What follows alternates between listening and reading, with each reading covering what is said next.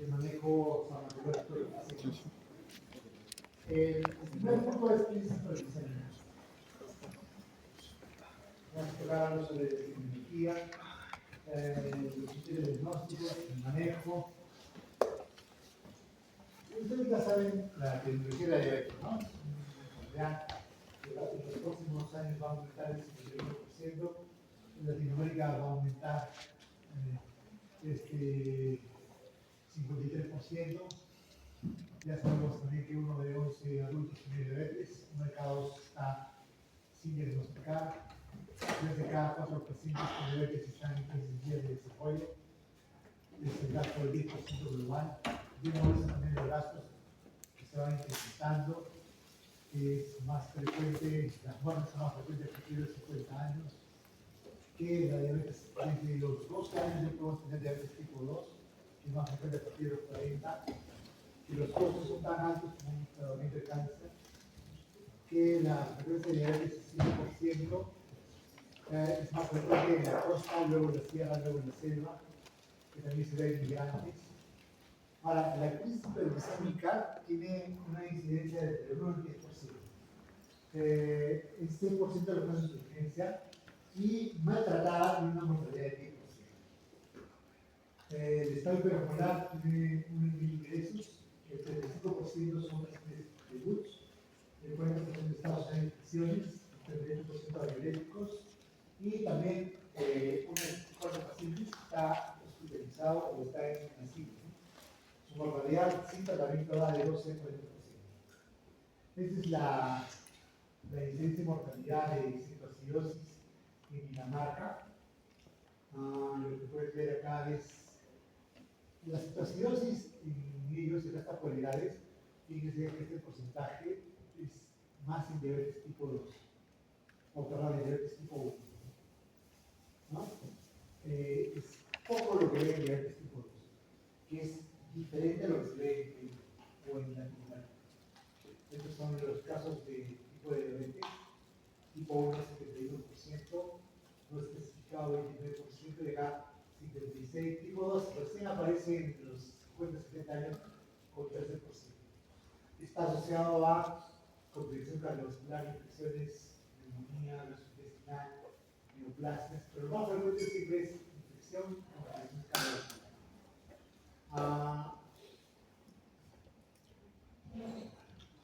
Lo que se ha visto es la frecuencia de citoacidosis a partir de los 30 hasta más de 70 y la mortalidad por edad a partir de los 70 años es mayor.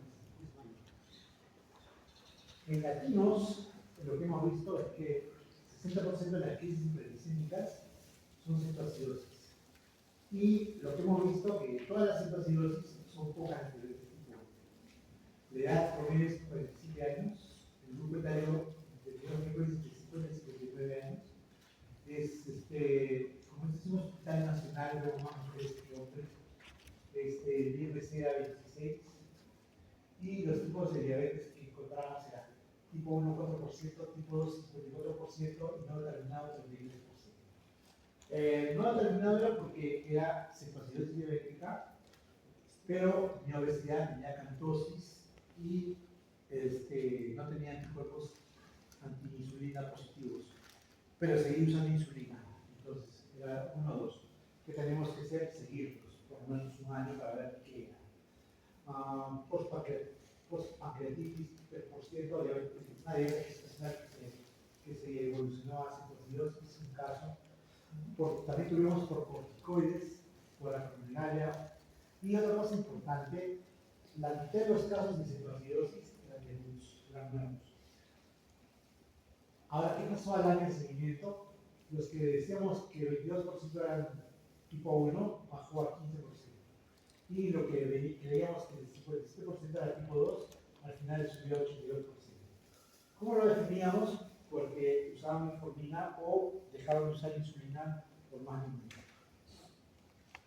Entonces, el 80% de las cetoacidosis en nuestro país son por diabetes tipo 2. En otros países, como los países escandinavos, donde la diabetes tipo 1 es muy frecuente, la cetoacidosis está asociada a diabetes tipo 1.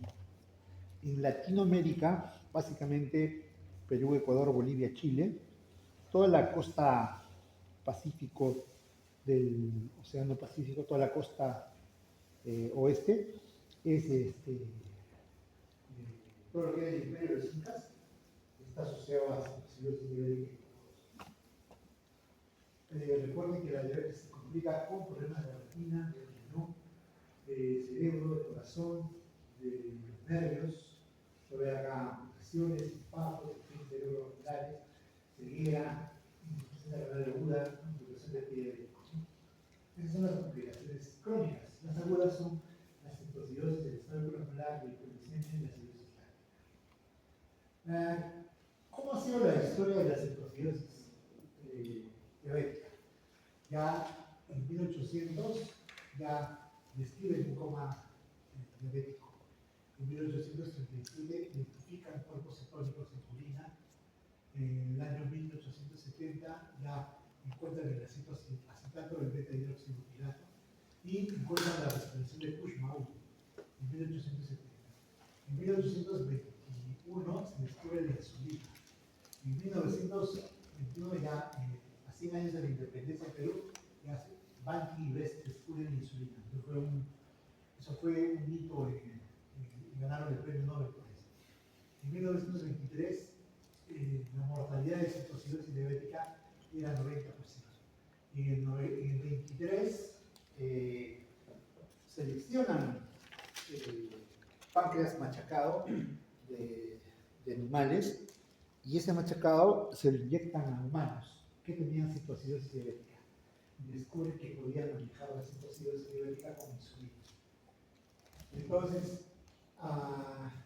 ya para 1930 o 1970 se empieza a utilizar insulina de forma masiva.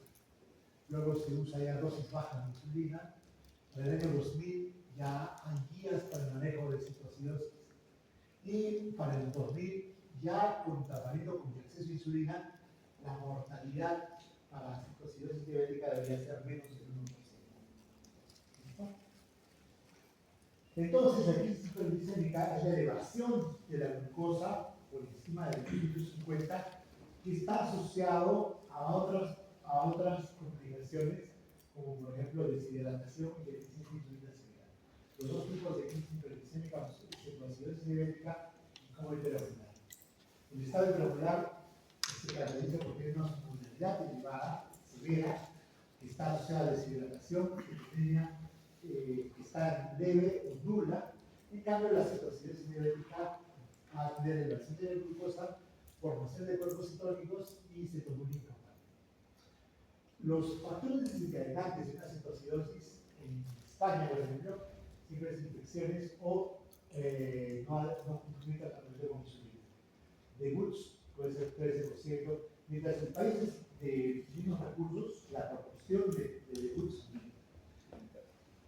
el estado hiperocular también está asociado a infecciones, cerebrovascular, infartos, pancreatitis, hemodiálisis, peritoneodiálisis o diálisis peritoneal ambulatoria, infección valvular, uso de corticoides, diuréticos, citotóxicos, y entre el 30 y 50% es diagnóstico de Wood.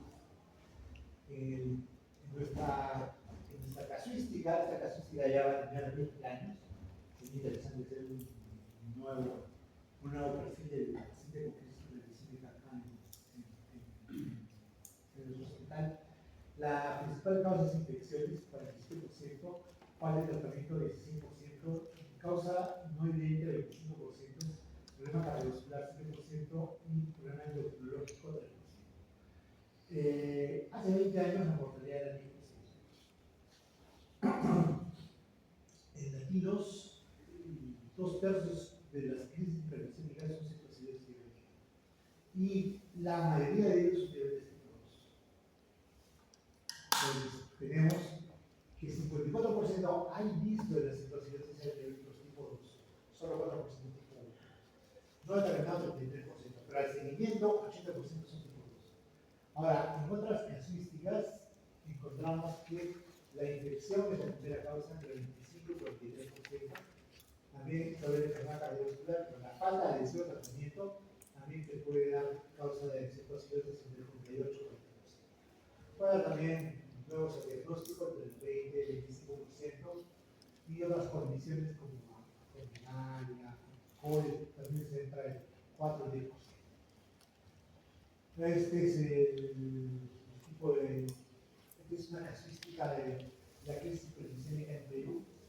Acá el promedio de edad de cetoacidosis diabética era 46 años, estado hiperregular 59 años, estado mixto 56 años, el IMC era 26, 28, eran, fíjense, tipo 2 con cetoacidosis 46%, tipo 2 en estado hiperregular 87%, no definido 42%, fallecidos 9%, es de la síndrome Cayetana, 9% de fallecidos versus cetoacidosis 0% en el estado hiperregular. Debuts 55% en cetoacidosis, 80% en el estado hiperregular. Era más frecuente en mujeres, el estado hiperregular y la cetoacidosis. ¿Por qué se da la cetoacidosis? Vamos a ver un estado postprandial en el cerebro, en el hígado, en el músculo y en el tejido adiposo. Si ustedes han consumido, o la célula consumió alimentos, que vamos a desayunar almorzado, y ese cerebro tiene glucosa, y por tanto va a producir CO2. Su hígado va a tener glucosa y aminoácidos, y va a producir CO2. El músculo va a tener glucosa y aminoácidos, y por lo tanto va a producir CO2. El tejido adiposo va a tener glucosa y triglicéridos, y eso va a hacer que el adipocito se infle y va a almacenar tejido adiposo. En ayunas, el cerebro sigue usando glucosa y produce CO2. Cuando hay un ayuno prolongado, el paciente está en una cetoacidosis, igual el cerebro solo usa glucosa y se produce CO2. En ayunas, el cuerpo empieza a consumir aminoácidos y ácidos grasos. El hígado y el hepatocito, a través de la gluconeogénesis, fabrica glucosa y también fabrica cetonas. A nivel de la cetoacidosis, hay mayor hiperglicemia, no ingresa la glucosa al hígado, pero el hígado usa más aminoácidos y más ácidos grasos, produce más glucosa y produce más cortisol. Y acá está la fisiopatología de la cetoacidosis. O sea, al no tener insulina adecuada, la glucosa no entra y empieza a ingresar aminoácidos, que estos se transforman en glucosa y a través de los ácidos grasos se fabrican más cuerpos celulosos. En el músculo en ayunas funciona con ácidos grasos y también con cetonas y produce CO2, pero también el músculo degrada proteínas y libera aminoácidos. En una cetoacidosis diabética, el músculo sigue trabajando con ácidos grasos y empieza a trabajar con cuerpos cetónicos para energía, produce CO2 y se sigue degradando el músculo para secretar aminoácidos para que estos vayan al hígado para el movimiento. En ayunas, el tejido adiposo libera ácidos grasos y en cetoacidosis, el tejido adiposo libera más aminoácidos. Y estos aminoácidos, estos ácidos grasos van hacia el músculo y el hígado para que se fabriquen más cuerpos cetónicos. ¿Listo? Entonces, ¿cuál es la principal causa de la crisis hiperglicémica? La deficiencia de insulina. También se puede decir que en algunos casos hay elevación de glucagón, catecolaminas y solo por el crecimiento. Por eso, algunos pacientes que tienen, por ejemplo, acromegalia, Cushing, pueden hacer una situación.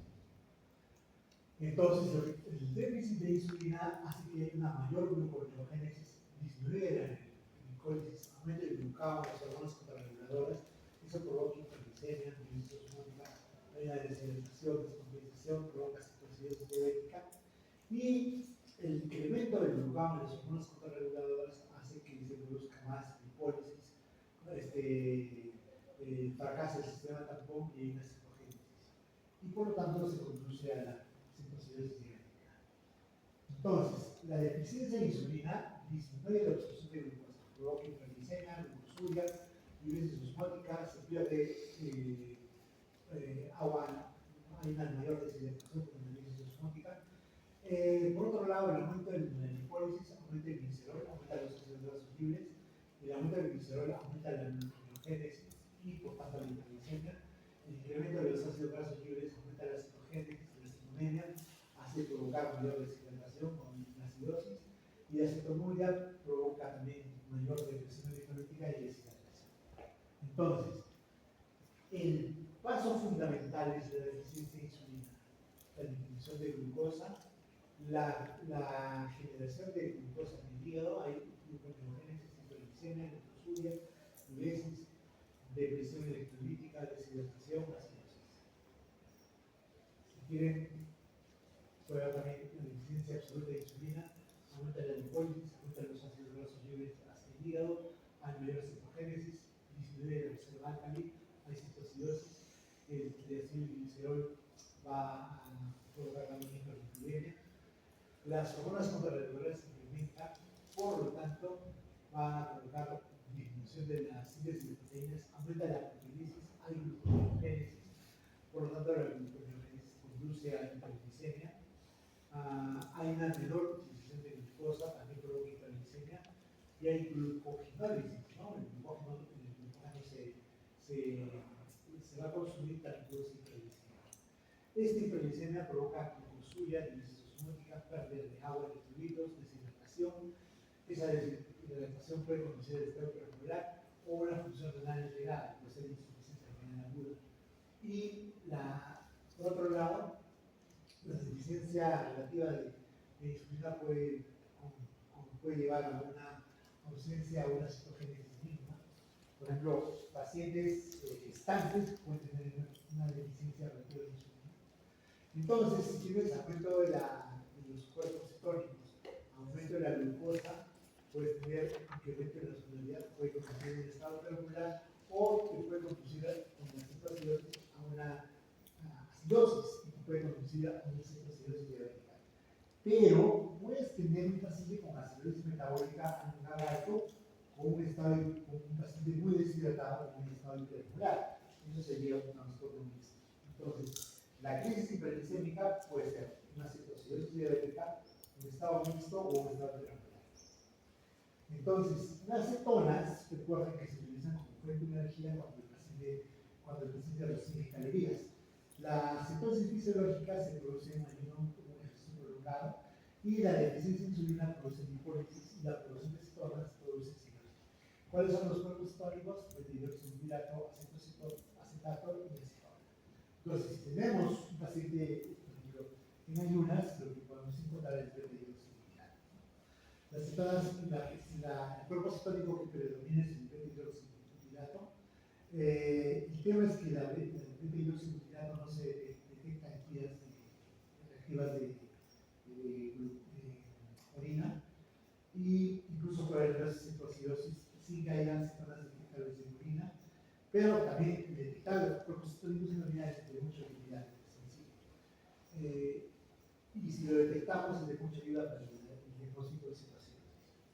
¿Cómo es el cuadro clínico? Pues, los pacientes pueden tener el sistema nervioso central, polidipsia, polifagia, poliuria, letargo, estupor. La visión puede ser borrosa, la respiración puede ser una respiración con aliento a cetonas, la respiración es una respiración de Kushmaul. Pueden tener a nivel urinario poliuria, cetonuria, glucosuria, a nivel gastrointestinal, náuseas, vómitos, dolor abdominal que simula un abdomen agudo.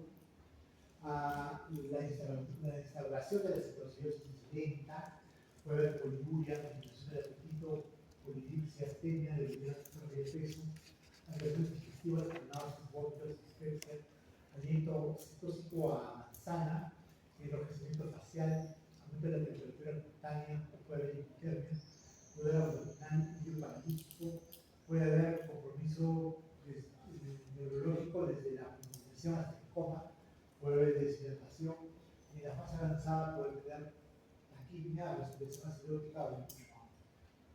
El estado hiperregular tiene un promedio de edad de 50, 40 años. ¿Cómo siguen el de diabetes? La mitad son niños. Está asociado con índice polifagia y poliuria. Puede ser un tiempo prolongado, depende de cuál sea la reserva de insulina en el está asociado a la deshidratación, el compromiso neurológico es progresivo, y el coma está asociado a osmolaridades por encima de 30%, pero es hiperosmolar si está por encima de 30%.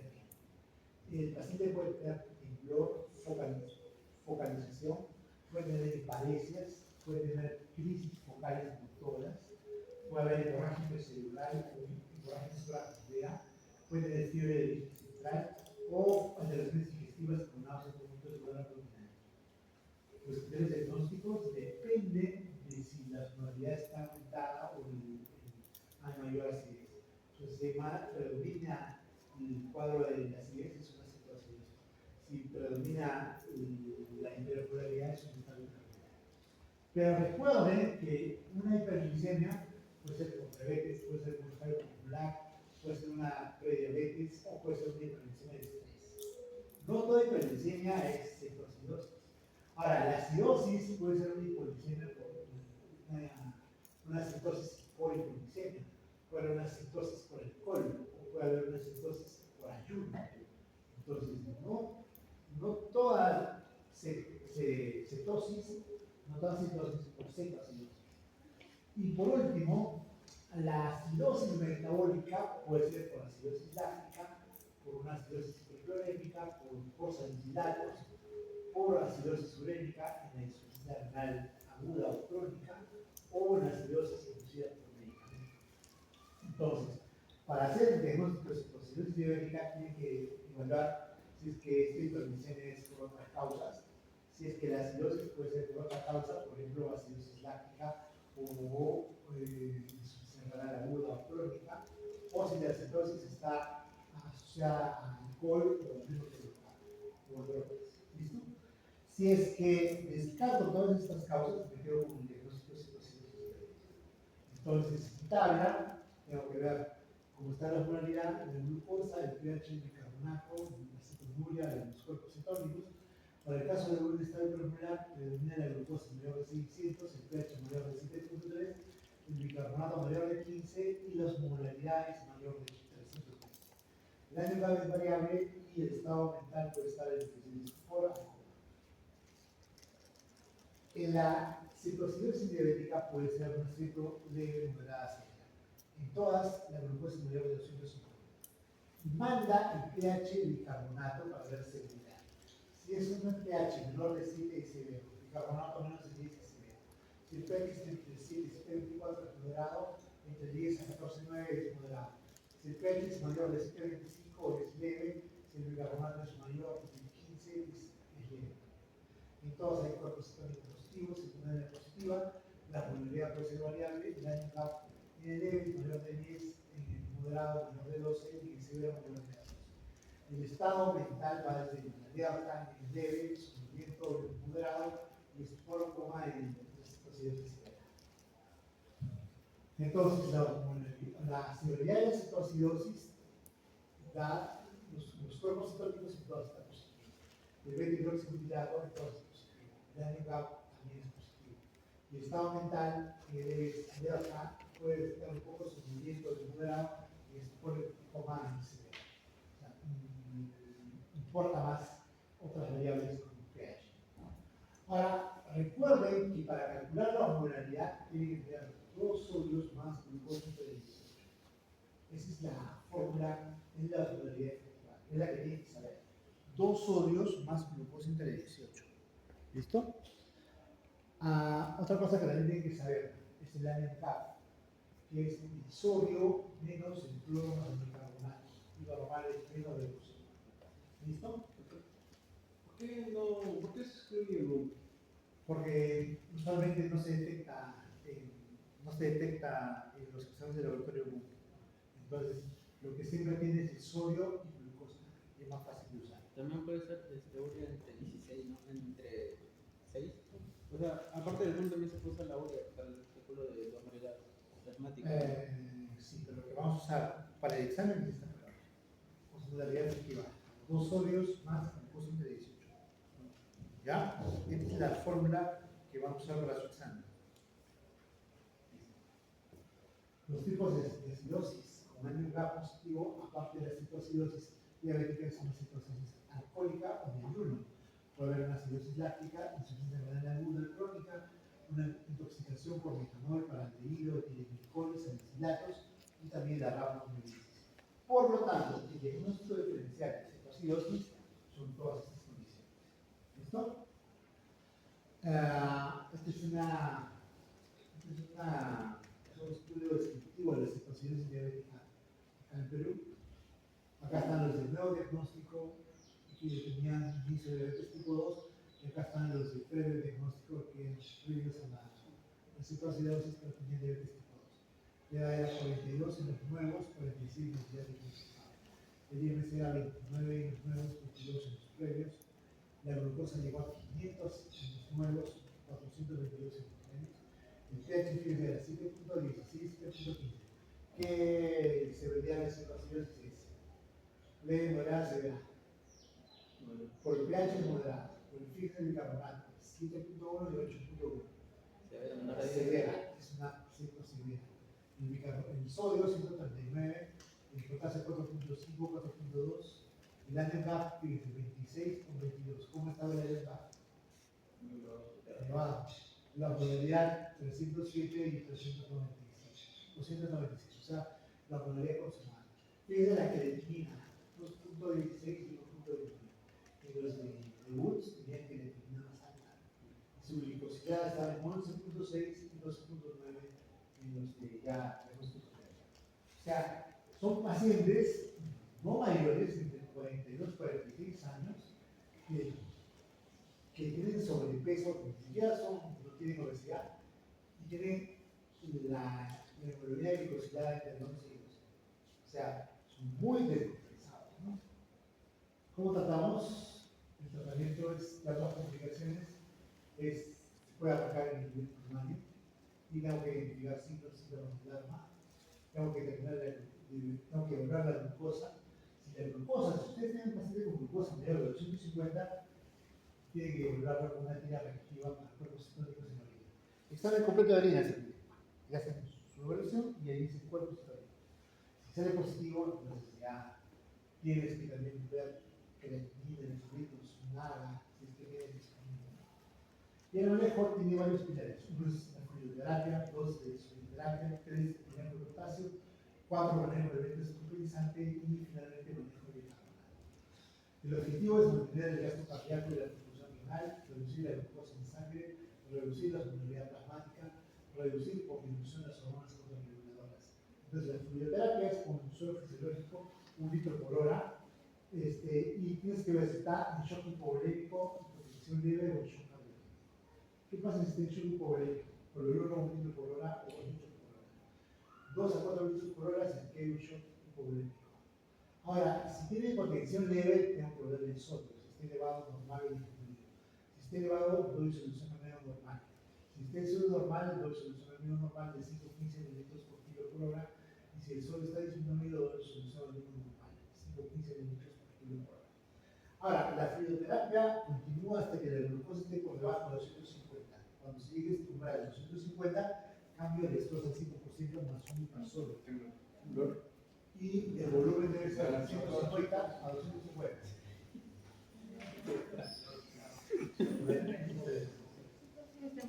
¿Qué ha pasado, no? ¿Qué pasó? Se mueve. Poquito.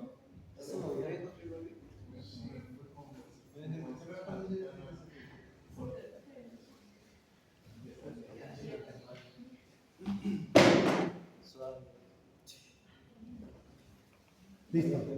Si el paciente está en shock cardiogénico, o sea, es un paciente con cetoacidosis y tiene un infarto, está hipotenso, ese paciente tiene que tener monitoreo hemodinámico, tratamiento de música general o música coronaria.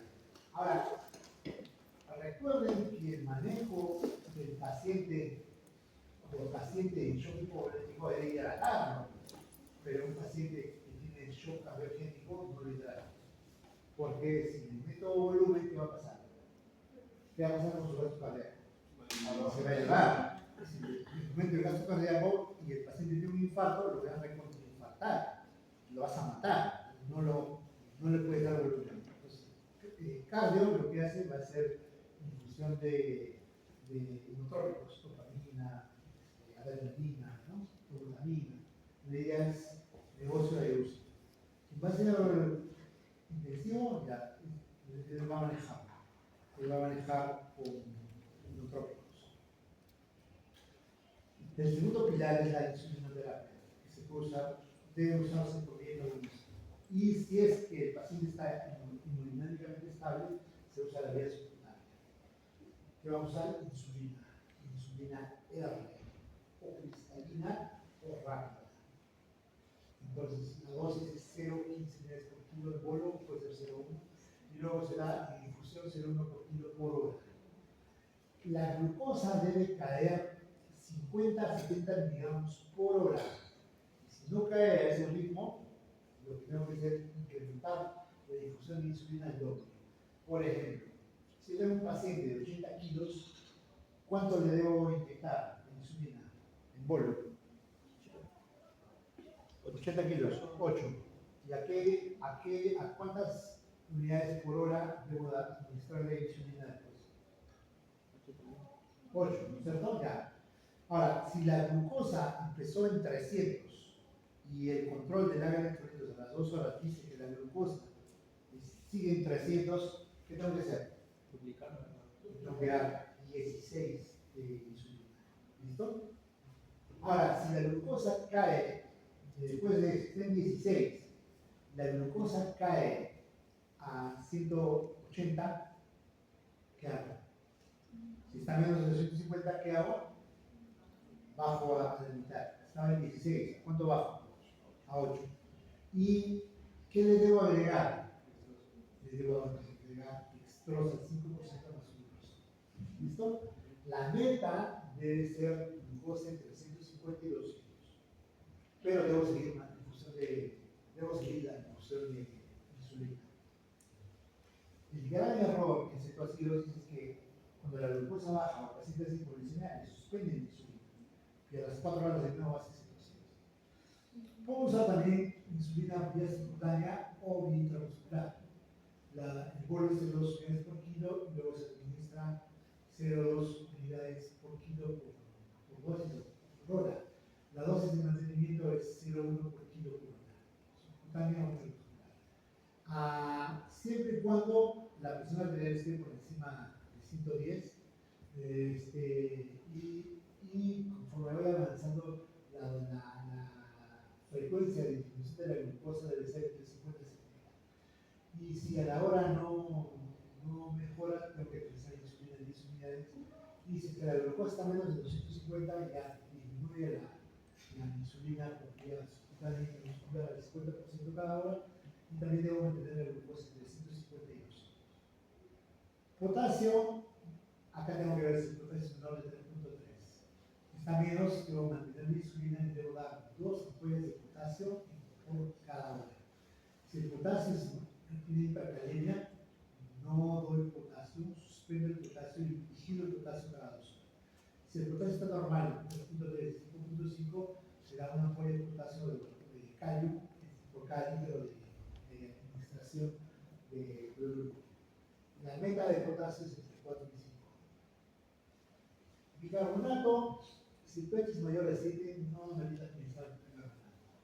Si el pH es menor a 6.6, puedo dar una ampolla de bicarbonato, 400 mililitros de cloruro, y eso lo puedo administrar de forma lenta y luego repetir el bicarbonato cada 2 horas.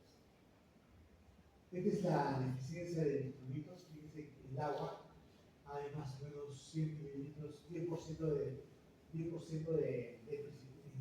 cetoacidosis y más del 10% de estrato renal.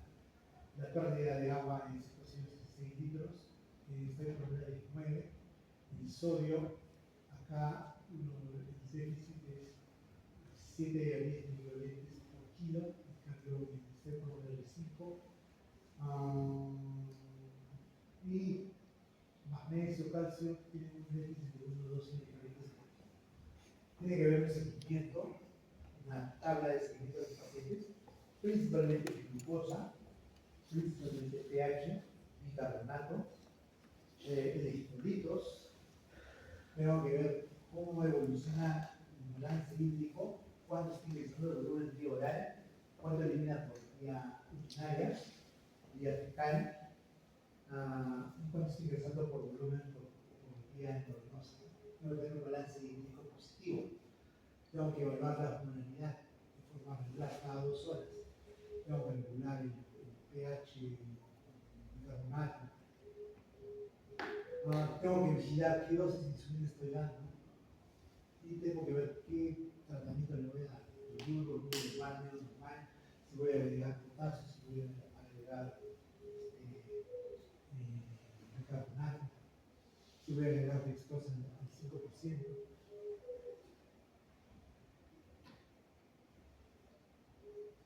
Entonces, siempre el mejor tratamiento es la prevención. Entonces tengo que evitar que los pacientes dejen de abandonar el tratamiento por su vida.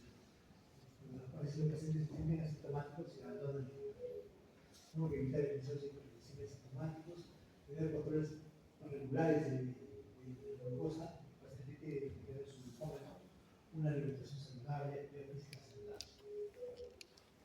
Recuerden que siempre que vemos un paciente con cetoacidosis, detrás de ese paciente hay mala salud, mala educación, bajos recursos, mala adhesión al tratamiento y poco conocimiento del sistema de salud y el paciente para tratar a tiempo la diabetes. Ahí ha fallado el médico y el paciente. Entonces, en conclusión, la crisis hiperglicémica corresponde a un valor especial de debut y presentación de diabetes tipo 2 en latinos. La mortalidad puede llegar del 2 al 10%, el cuadro clínico no requiere coma, y los pilares de tratamiento son fisioterapia y la insulinoterapia. Y el mejor tratamiento es la prevención y el tratamiento.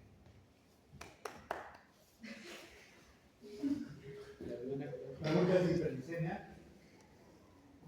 Doctor, ¿y por qué era un error suspender la glucosa cuando está con hipoglucemia? ¿Por qué le debo suspender la glucosa? La No. insulina a los pacientes con hipoglucemia. ¿Por qué? Usted había mencionado que era un error para los médicos que suspenden la insulina. Cuando tú le das insulina, puedes tener 300, ¿no es cierto? Y si tú, digamos, no lo monitorizas cada 2 horas y se te va y lo dejas a 16 y digamos que esté con otro paciente y lo ves en 4 horas, vas a tener glucosa en 50. Ya, pero si tu glucosa llegó en 50, tú le estabas dando a 16, el error sería suspender la insulina. Porque ¿cuál es la principal causa de la cetoacidosis? La causa es deficiencia de insulina. Si tú le suspendes la insulina y le das dextrosa, a las 2 horas vas a tener hiperglicemia, pero el pH del bicarbonato va a bajar. Entonces tienes que darle insulina, pero ya no le vas a dar a 16, sino le vas a dar a 8. Ya no le vas a dar cloruro, sino le vas a dar dextrosa al 5 con un hipersodio. O sea, le das insulina, la mitad, pero también le das dextrosa, para que la glucosa se mantenga entre 150 y 200, pero también que haya insulina. ¿Me entiendes? Porque si no, le quitas la insulina y toda la fisiopatología que hemos visto es por falta de insulina. Si le quitas la insulina, de nuevo vuelves a eso. No se debe suspender insulina. Ya, pasemos a hipoglicemia.